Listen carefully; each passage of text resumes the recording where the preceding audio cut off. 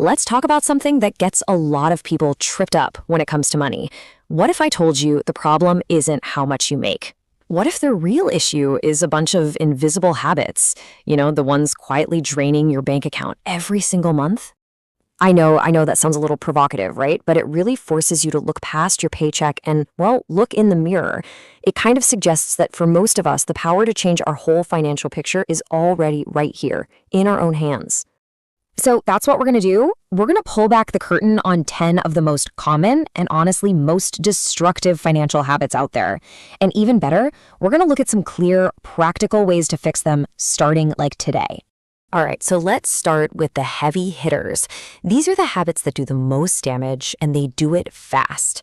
Think of them as the huge, gaping holes in your financial boat. Okay, first up is something called lifestyle inflation, and man, is it sneaky.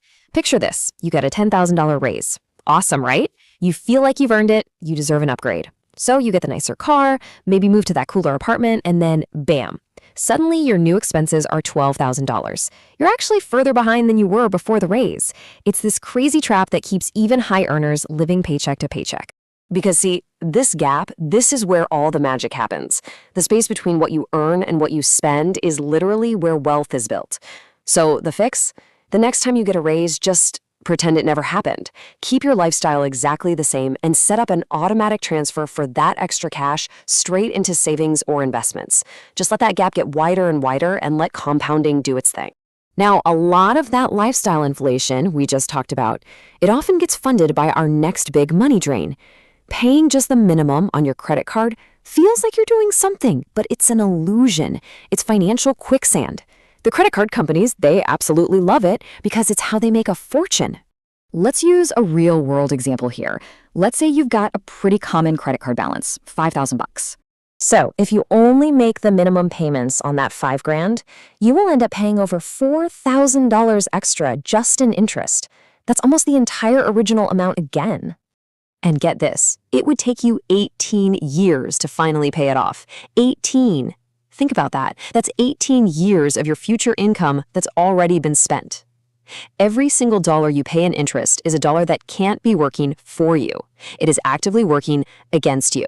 And here is another one of those debt cycles that traps millions. You know the routine. As soon as one car is finally paid off, what do people do? They trade it in for a shiny new one, locking themselves into another 5 or 6 years of payments. It just becomes this permanent, massive monthly bill. But what's the real cost? What could that $700 a month be doing instead? Well, if you took that same payment and invested it for 20 years with a pretty average market return, it could grow to over $400,000. So you have to ask yourself, is a new car every few years really worth $500,000 for your retirement? Okay, let's switch gears. We just talked about the big, obvious drains. Now let's zoom in on the smaller, daily habits. The ones that feel totally harmless, but trust me, they add up to a fortune over time. Yeah, I'm talking about that daily coffee, the lunch you grab because you didn't feel like packing one, the takeout for dinner. Let's just say it all averages out to about $33 a day. Doesn't sound like a lot, right? Well, that's almost $12,000 a year. And if you invested that over 30 years, it could become over $700,000. Your retirement is literally hiding in your Uber Eats history. Another one of these silent killers is impulse buying, retail therapy.